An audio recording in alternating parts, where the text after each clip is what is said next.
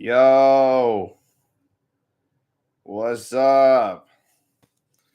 Welcome to another edition of Hopes Up, Whoops Down, the Juggalo Movie Podcast, or whatever I want to call it today. And wow, we're on episode 22 already. We're just keep moving along. I think this is like my third or fourth live, which that's pretty exciting. Okay, so on today's episode, I have a jam-packed episode, a lot to do with family. If you saw the thumbnail, we're going to be talking about Marvel's Fantastic Four, the first step. I finally got my hands on, I got my eyes on that film, and I'm able to talk about it. I kind of missed it through all the things that have been going on in my life. I was able to catch up with that film. I also got some CD reviews. I did some CD reviews last time, so I'm going to review two albums, one new, one a little older. We're going to go over the Psych Ward's new album. The Psych Ward Soldiers. That's Humble Among. That's going to be Odious, and it's going to be Kosuke's new album right here. We're going to talk about that since I got my good listens to, and I can finally have my thoughts about that. Also, I want to talk about this Ouija Mac album, Zodiac, that came out in 2020. I got this bad boy at the Gathering. I feel like I just want to talk about it because I don't think anybody else talks about this film, but I am. The theme is family, so we're gonna talk about these two airheads that I got from the Gathering, the Chlorine and the Fuck Off. The reason why it says like, hey, this is family. I mean, on the back of it says join the family. So the theme is about groups and family right here. That's why I'm throwing the airheads in there. So yeah, that is the show today. Whoop whoop. So that's gonna be the show today. We're gonna go talk about those, and then we'll talk about the future at the end of the show. You never know what that looks like. So let's start with the Fantastic Four review. Okay. I wanted to see this film when it came out, but a lot of stuff. What's up, Juno? Whoop whoop. Rangers in the chat. Rangers watching this later on. Smoke one. That's why I'm wearing this shirt, because I am the Green Ranger, motherfucker. Roll that shit. If I was EC was right here, EC would be telling you to smoke. So smoke it up. Anyways. Fantastic Four. I wanted to watch it when it came out, but life happened. And thank God I have the AMC Movie Pass A-list thing. I can just go see a movie whenever I want to. So I went yesterday. I had the time, and it's like, hey, it's still in theaters. I was afraid that I would have to wait for it to be on Disney Plus to give them that review. Earlier this year, I reviewed the Thunderbolts, and I think in that review, I talked about how Marvel was really pushing the Fantastic Four. Like, even before Thunderbolts was like even starting, it felt like, see the Fantastic Four, like pushing heavy for this film. So I was curious to see, did Marvel stick the landing? Because I actually like Thunderbolts. I thought it was a fun time. I thought it was a back to form. But when I think about Marvel, I'm like, I haven't really hated any of them. They have a certain level of quality, that I like. They're mid. They could be some mid ones, but there's far less bad ones than you have your greats. If I ever talk about Marvel greats like that, there are Marvel fantastic films. Speaking of which, but there are some mid ones where I watched once in theaters. And I'm like, it was good. Never gonna re-see it again. Is Fantastic Four mid and I will never see again? Well, let's before we get, we're about to get to that review. My relationship with the Fantastic Four is kind of, I remember the movies. I remember the first one in 2005 with Chris Evans as the Human Torch, as Johnny Storm. And I remember, I don't know. I don't remember much. I haven't seen it forever. What flips my wig about that is that the director of the Barbershop directed the Fantastic Four. I just remember like just Jessica Alba is Invincible Woman. Chris Evans was like he's a guy that at that time he wasn't Captain America. He was just some dude. So and they got that got his Johnny Storm got reference in Deadpool versus Wolverine. So that was a nice little treat. Um, but yeah, not really a big Fantastic Four fan. I think I really didn't really care about them until I was reading. I collect comic books, people, or I used to collect comic books. So I started like collecting comics around the time where Marvel bought Star Wars and they were going to release the comic books, and they were saying, "Hey, anything that comes in the comic books are canon." So it's like because I am a big Star Wars nerd, I'm like, "Oh, let's fucking go. I was going to collect everything." And I was also a big fan of Spider-Man as well and Deadpool and stuff like that. So I started collecting, and that time was Secret Wars. They were doing a new Secret Wars run.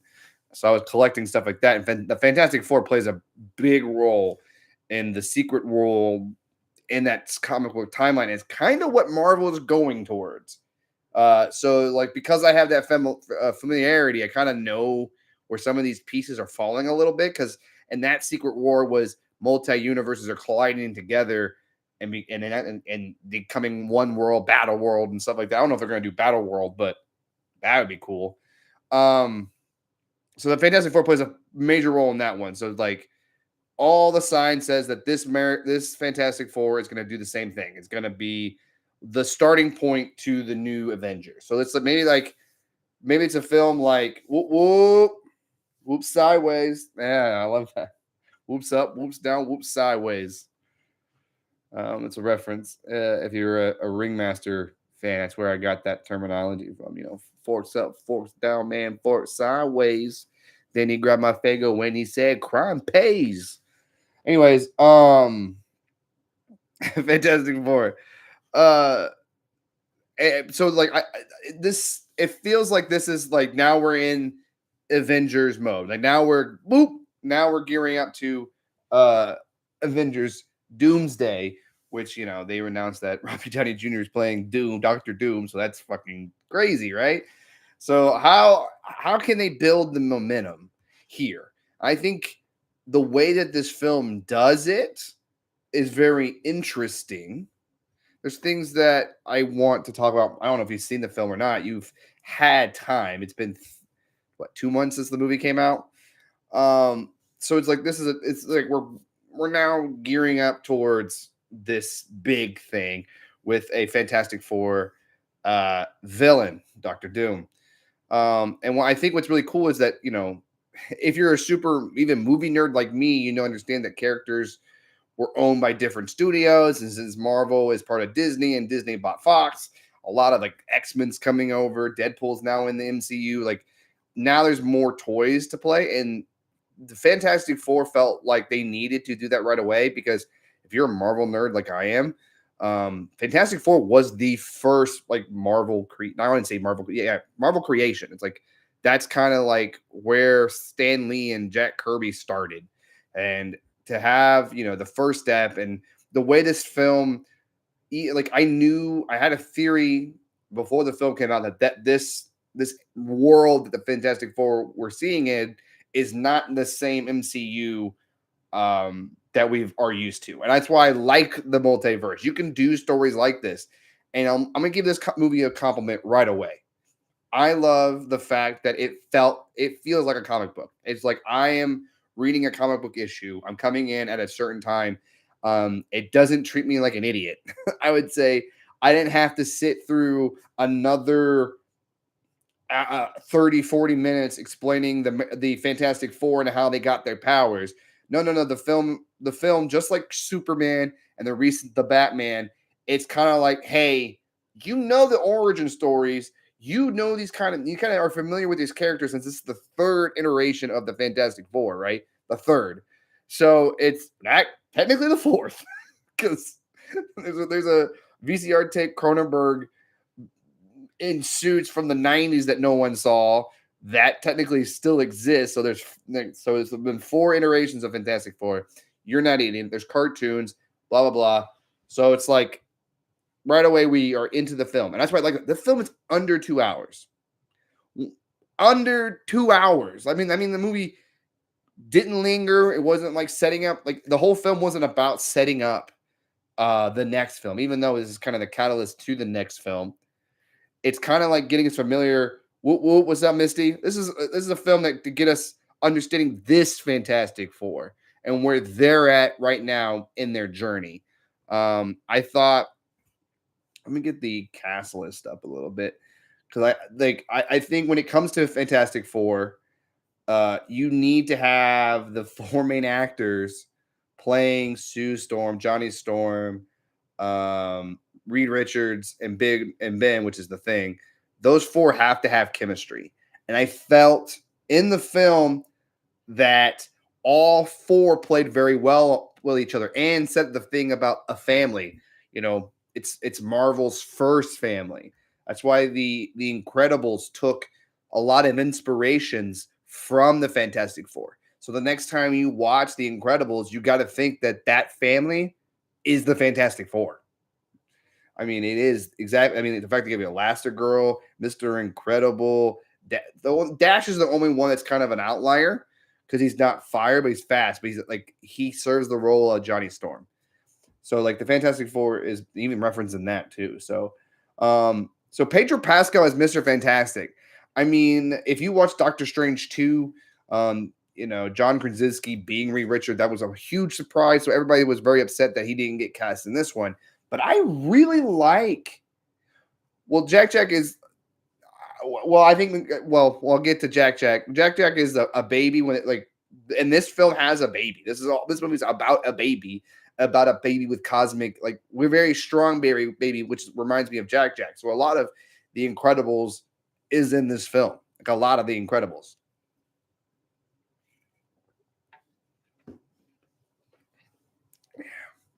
So, anyways, Pedro Pascal, he's in everything. I mean, like I was afraid that we would get over saturated with Pedro Pascal with being in The Mandalorian. I think when this film came out, he had another film called The Materialist that came out.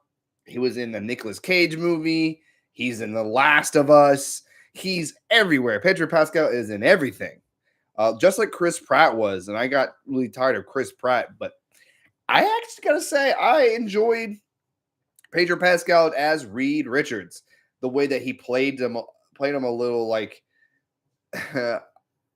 maybe autistic. I don't know. Like there's a sense of way of how he's smart. Like he's so smart, but his connection with people is a little different. Like there's an awkwardness where it comes with him. But he mixes really well with Vanessa Kirby as Sue Storm. I really enjoyed their chemistry together. They played really good.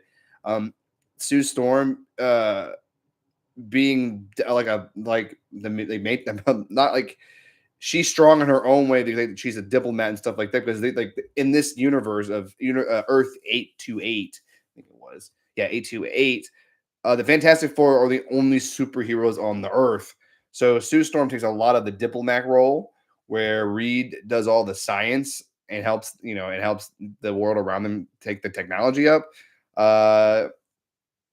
I really enjoyed. Where's he at? Where is that? Wow, he's not even up here. Ebon Moss Bardrich as the Thing. I loved him in The Bear, and I think he plays. I think at first I didn't know how I felt about the Thing, but as the movie came on, I kind of understood Ben's role as like almost like an older brother to a Reed Richards, the way that their chemistry goes wrong. And then you have Johnny Storm played by Joseph Quinn. I think he does a really good job with, being a Johnny Storm, especially because it's 4 years after they've been the Fantastic Four. So there's some times to grow into that character, and they reference a lot of the 60s comic books. And another thing I liked about this film is the way the film looks. Very science fiction. We go to fucking space. It gets very trippy and weird. And the fact that they did all that in under 2 hours, I'm like, it moved. It gave me a 10, maybe make a 5 to 10 minute backstory about who these people are, and then we're in the freaking story. And then they bring Like they didn't stop to bring us Galactus and like fuck. I know in the Fantastic Four 2 from 2007, The Rise of the Silver Surfer brought us Galactus, and Galactus was a fucking cloud. This movie was like, we're getting the big guy in the fucking suit, and that's what we got. Oh my god, that was really cool. I think what Marvel, I think what Marvel wanted to accomplish with the Fantastic Four succeeded. Now, was it this big phenomenon? Maybe that they wanted. I don't know. I don't think so. I think Superman kind of took it over, and I think the reason why Superman took like is might be viewed as the better film is because it's doing something new, right? It's a new voice with these new characters where the like Marvel kind of has a machine. It's a machine that's going on, but I think this one's under the radar. I think when we go back and watch it to lead up to Doomsday, we're gonna be like, "Wow, that was pretty fun." But that's what I gotta say. That's the movie. It was fun. I enjoyed everything. Like not everything about it. Do I have some complaints? I guess. But when it comes to these films, it's like, was I entertained? That's why I view Marvel. I'm not trying. I'm not expecting cinema. No, I mean, like, no, I'm not. It's there for a thrill ride, pure entertainment wise. Um, I enjoyed it, and I'm actually looking forward to them coming back. And I think uh, the introduction of Franklin Richards is really going to be that's the real setup, right? That Franklin is the reason we're going to get Doomsday. And so the real setup is for the baby. And I liked how you had, the themes of having a family, being, being unique and stuff like that, and making sacrifices and choices. I remember there was some complaints about the ending.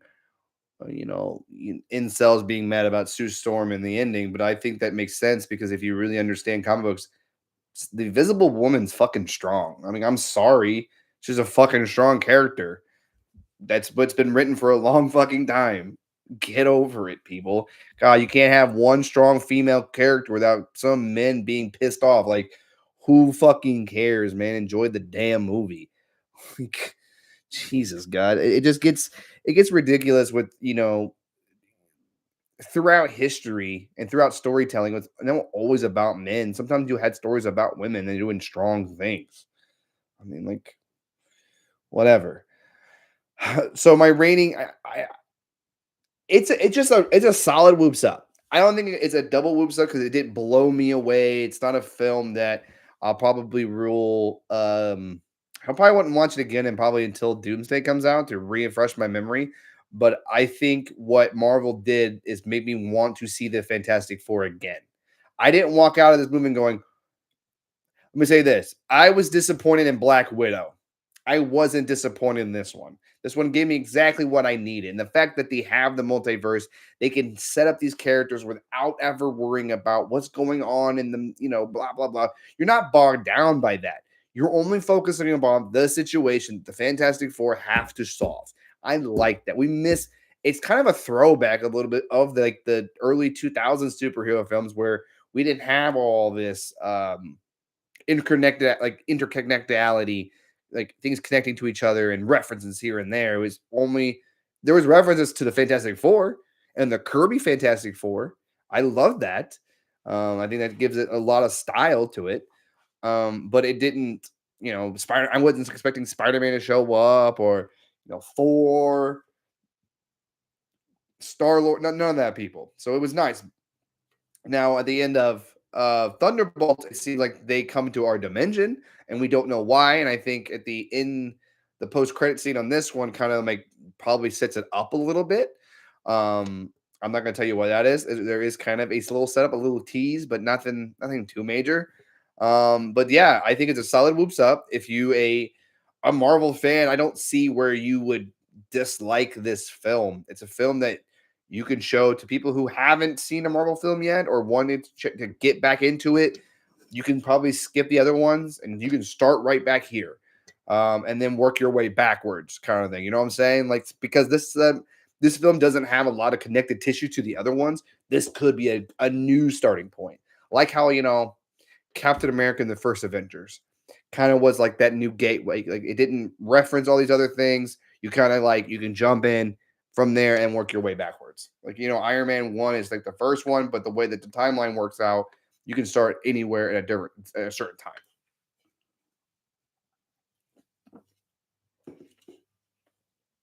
Sorry. Solid whoops up for the Fantastic Four. Glad I watched it. I don't think Marvel is having a next. I don't know when the next Marvel film is coming out. Let's check here. I do not think.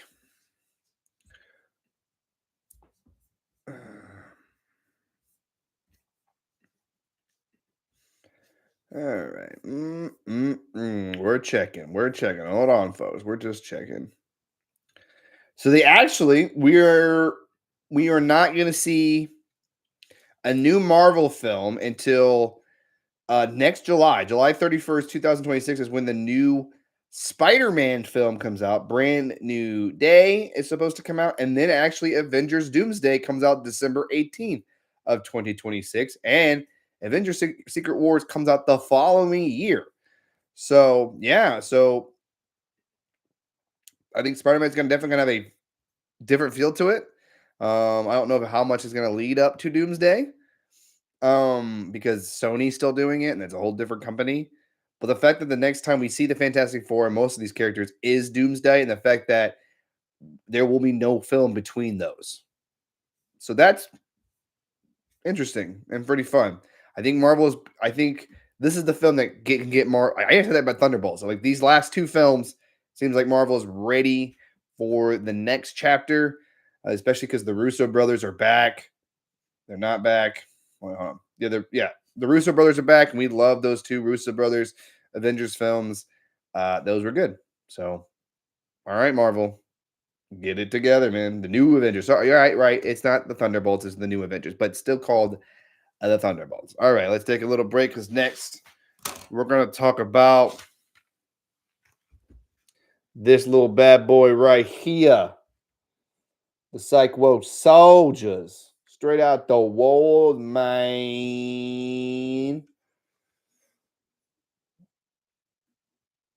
Got this at the gathering. I saw this part live. I was here. This was a gloom to the gathering at last year's gathering. You got Humble, Odious, and Cascade.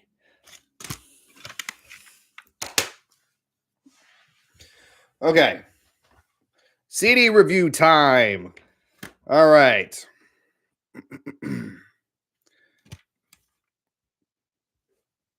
Everybody knows Humble Among from the Humble Among broadcast system, knows he makes music and stuff like that. There's reference to Cascade and Odious on that show, but I don't know if all of you have heard their music.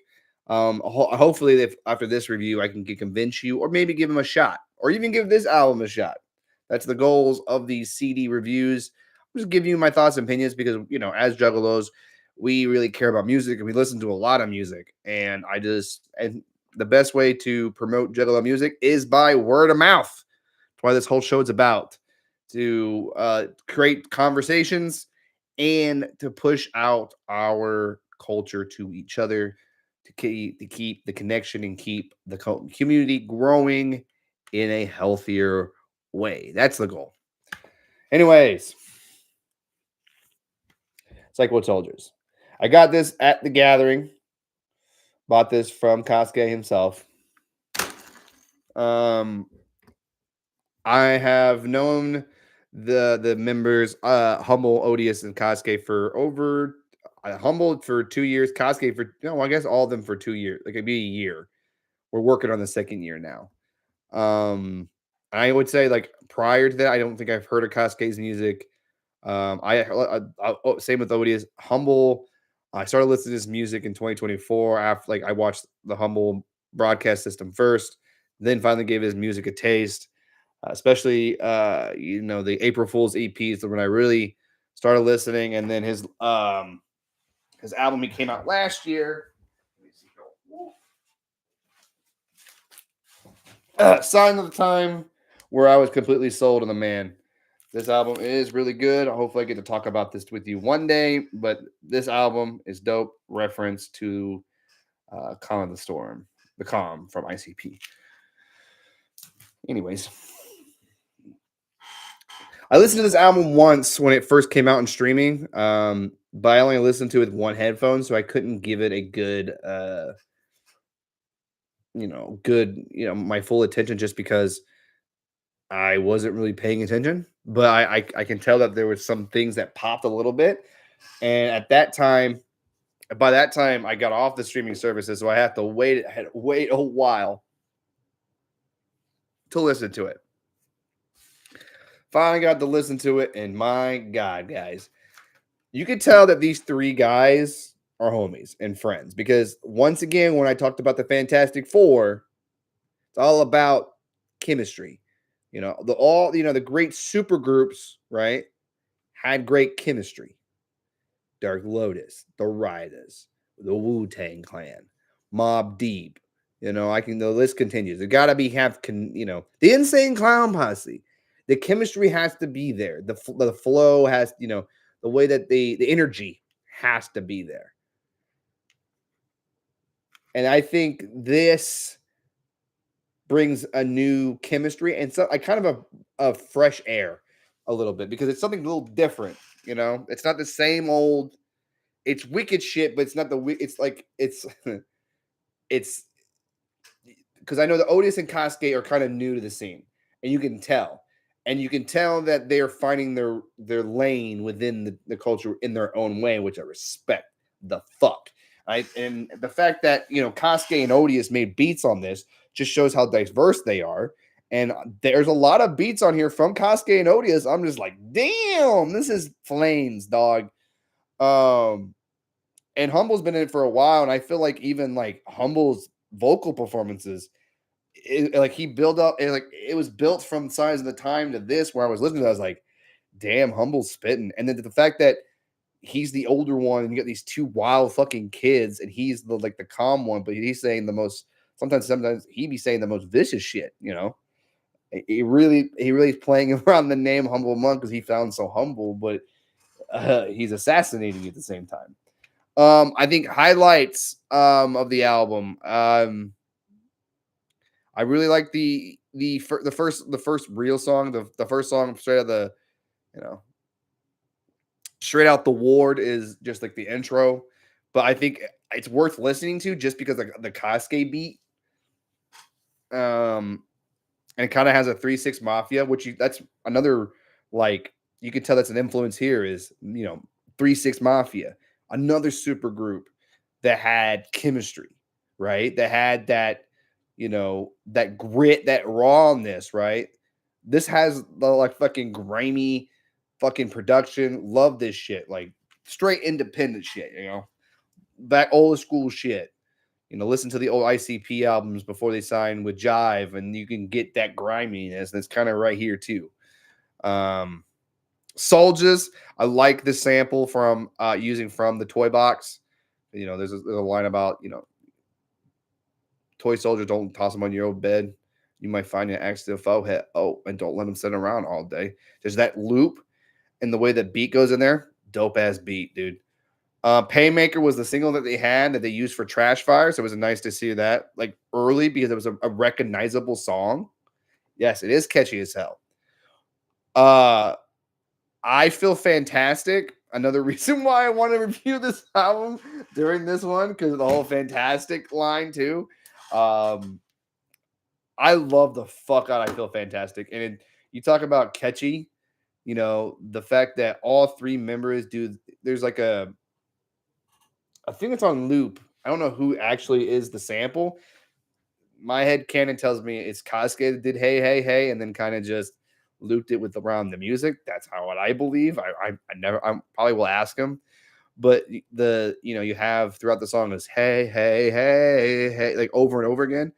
So but when the three guys come into their chorus in the verse, right, they use that hey hey hey to the point where that gets cut in your stuck in your head as well. I I think I Feel Fantastic is my favorite. I think the beats fucking probably my favorite beat is I Feel Fantastic. Um I really like Boom as well. Beats fucking good on that one too. I think the verses on that is a standout. There's a lot of standouts on here. I'm only on the fifth song, and I would say that the first, the first real four tracks are Flames. Like boom, Flames, and then you get to Me and My Axe. That Odious beat, like that's a great beat, Odious. I love that beat, and the sampling of My Axe. And I think it's uh one of my favorite humble verses is on Me and My Ex. My ex is my buddy. Um I would say the next one, I would say Anna got me clicking. I like the beat on that one.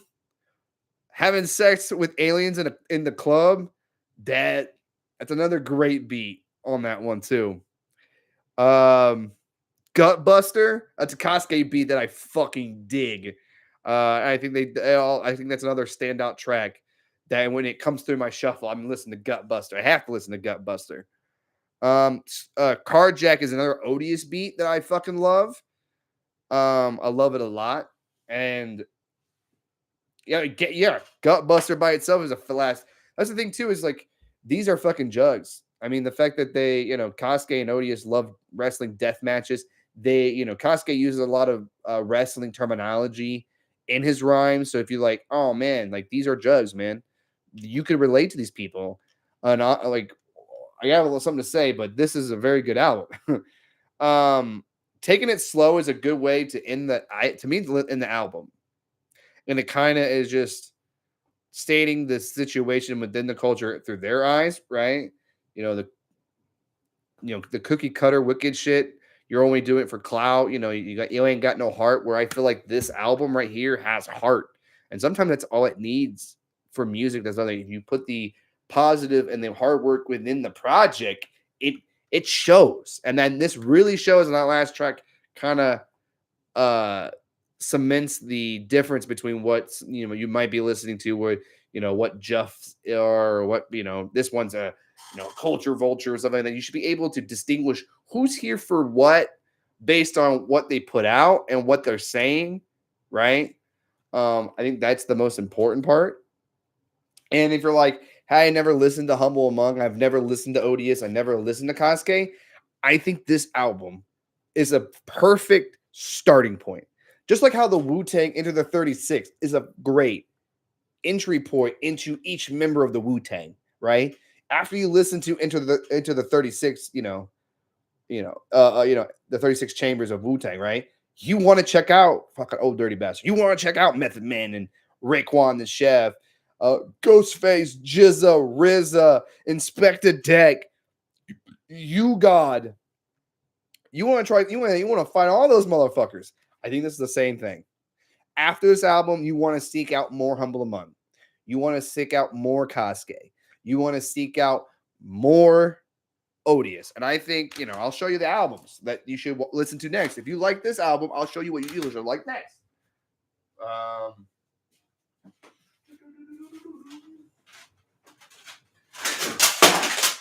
going to make a mess. Okay, well, I don't have it. I need my... Okay, I'm making a mess and it's not really helping. But Signs of Your Time should be on your homework list. Ultraviolent,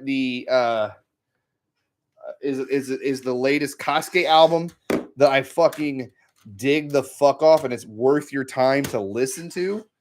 I should just give up. Oh wait.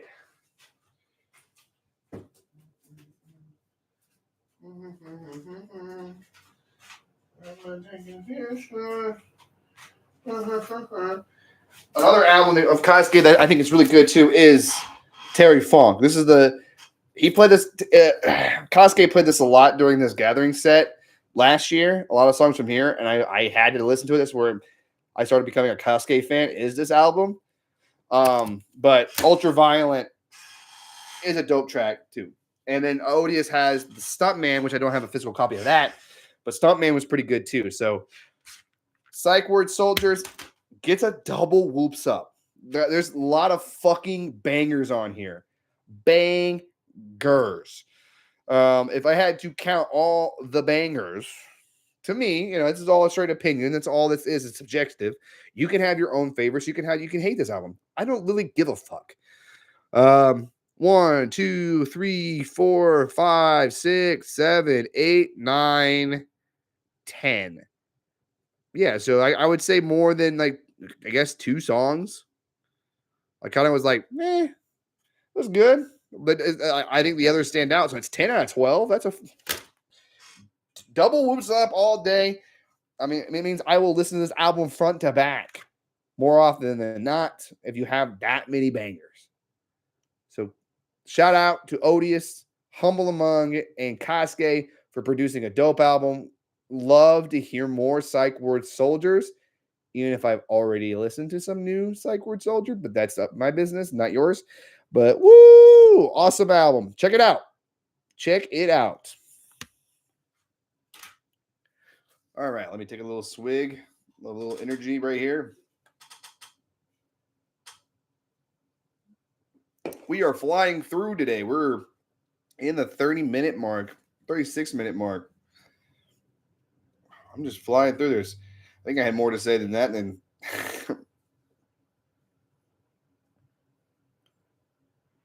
oh, okay. Next, we're gonna do a new. I guess we did a kind of a newer CD. Now we're gonna be doing an older one, a one that I'm like, hey, if you haven't listened to, fucking peep it out. This is a 5-year-old fucking album right here. This came out during the pandemic. That's how old this fucking shit was. Okay. I turn that off. It's called Ouija Max Zodiac. I bought this at The Gathering, another Gathering bot that I have, a Gathering find. It's an album I listened to a lot during the pandemic, and it's the like and once I went off streaming service, like I had to have this album. And why is that? Because there's a lot of fucking bangers on here, man. It's an album that's not produced by Devro. It's actually mostly produced by Hey Sean and mastered by Turbo.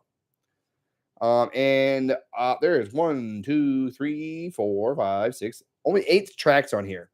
All 8 tracks are bangers. No one talks about this fucking album like ever. I don't think I've ever heard a song live from this album. I mean, sometimes I want to call this album Pew Pew because that's like this number one standout, I would say, is Pew Pew. I like the beat on that one. I like just the delivery on Pew Pew. Fuckface, an awesome Pussy Murder, Vertigo, Zodiac. I mean, there's like fucking bangers on here, man.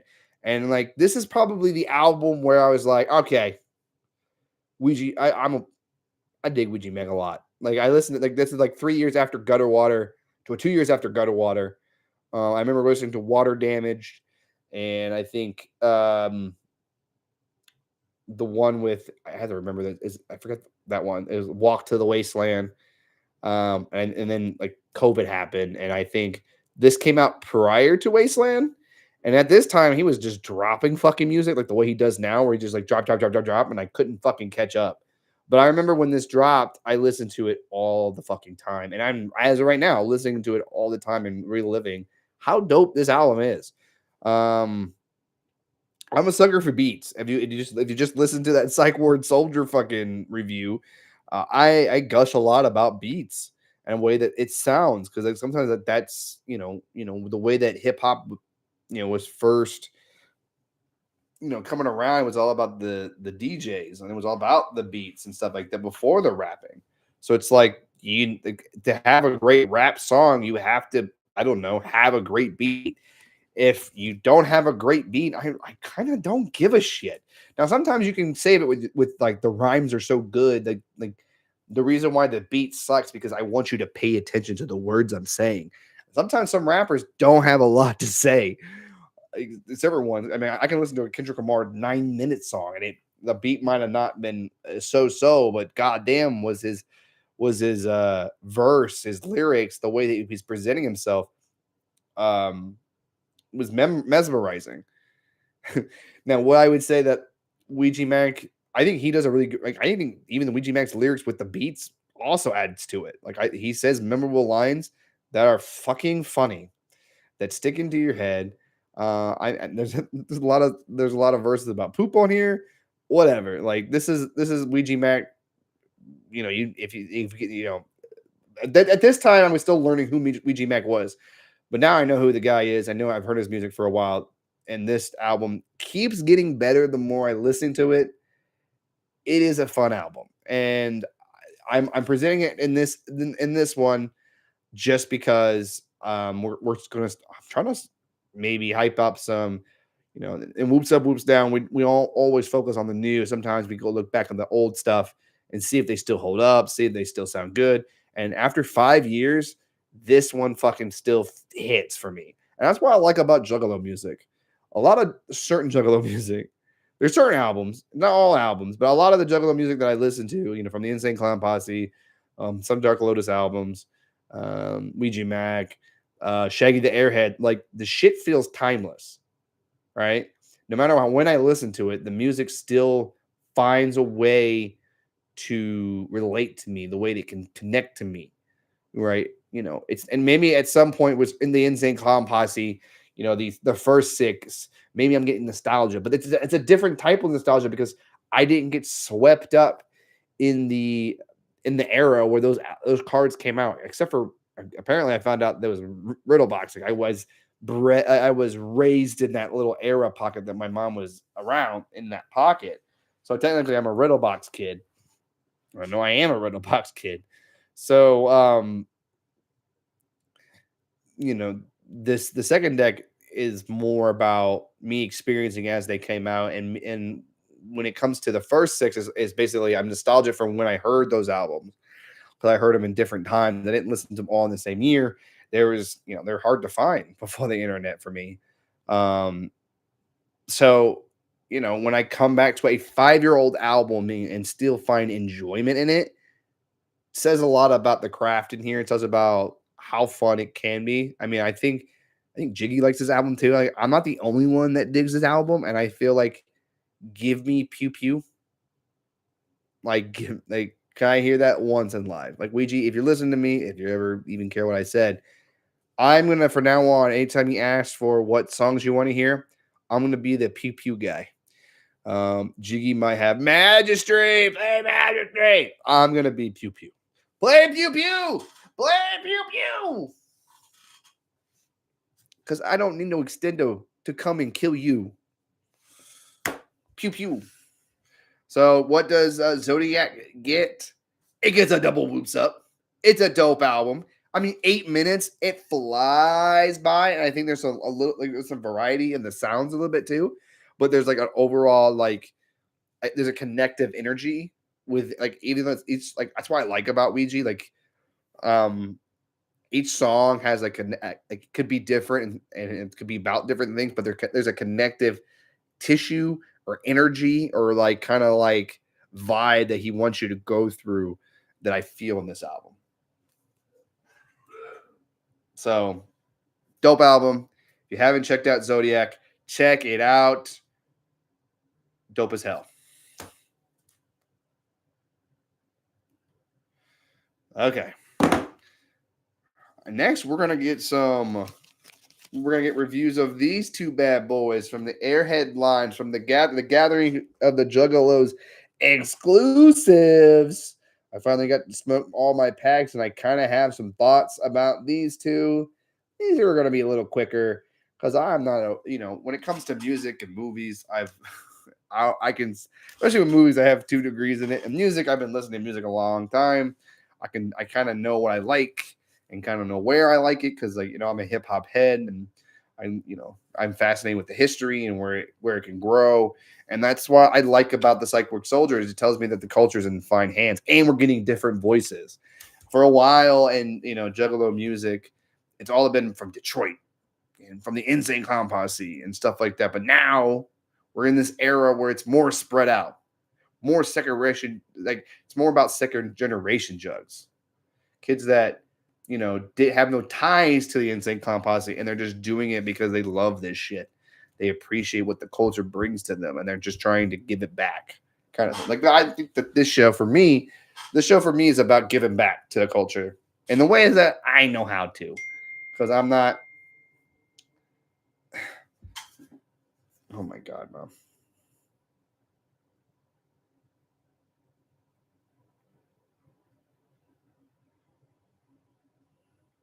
God.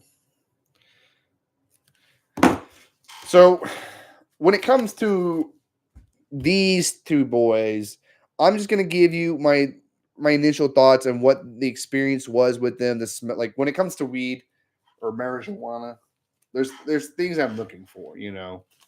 This like I didn't start smoking until I was late in my 20s, not late 20s, but in my uh, it's my mom calling me. I don't know why. Um, I didn't start smoking weed until I was like an adult. Probably I didn't start smoking a lot until I was 21, 22. 24, mid 20s. Um,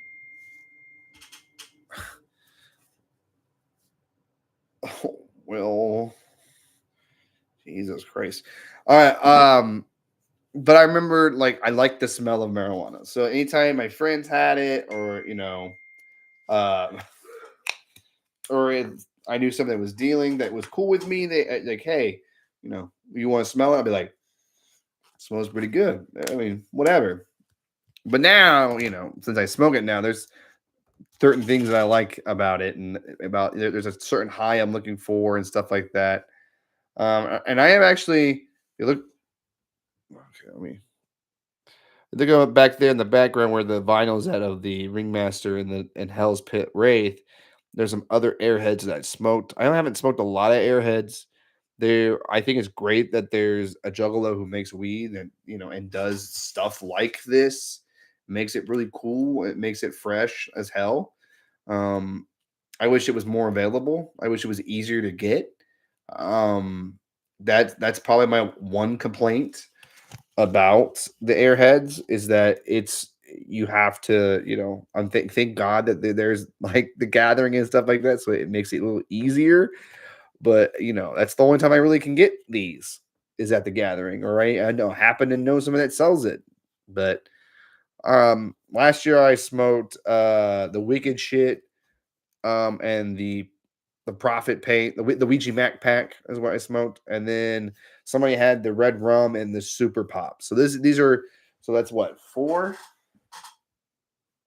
So four, and these will be these two are the sixth.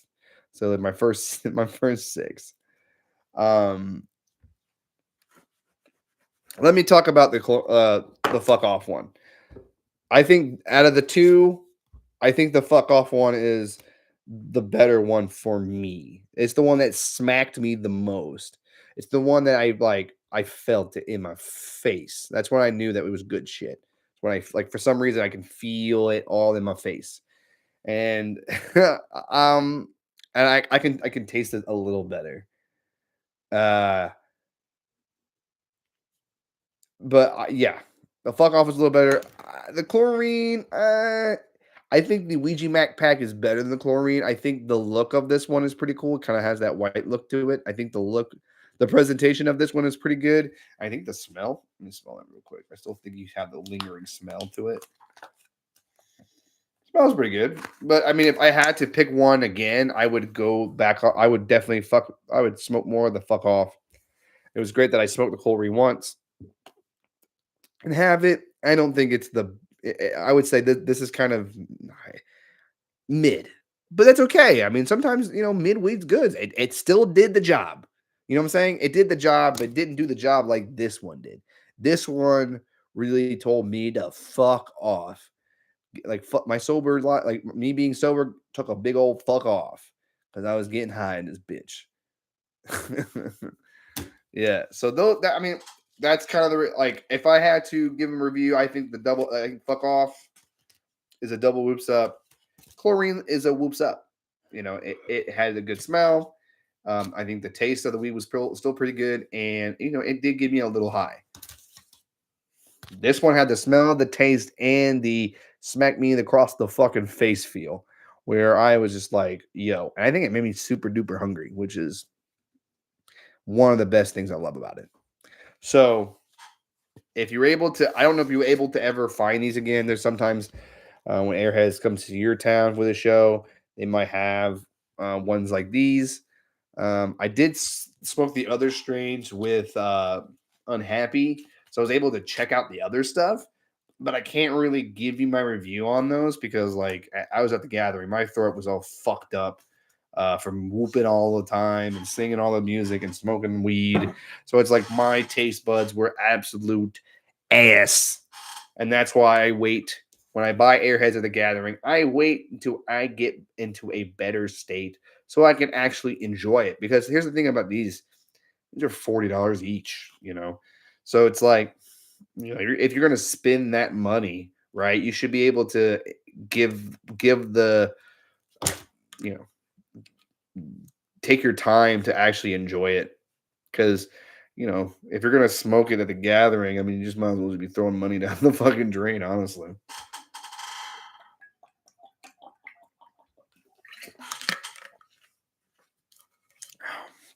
Okay, that's it. That's the show. I got a lot of reviews done. I hope you enjoyed it. It is. I think you're right, Mystique. Look, I don't complain about the price because at the end of the day, I've never had an Airhead where I was like, that wasn't worth it. I haven't found one yet. So to tell me it's $40, perfect. But make it more available. Make it easier for juggalos to get their hands on these.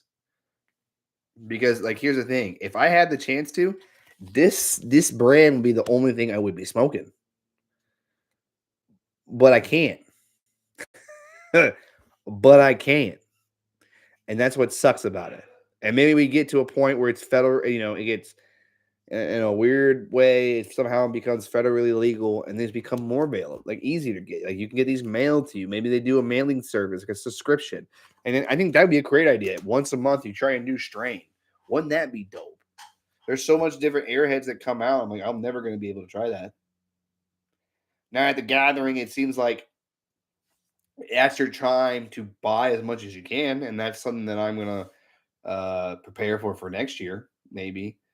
But yeah, good shit, good episode, all about family.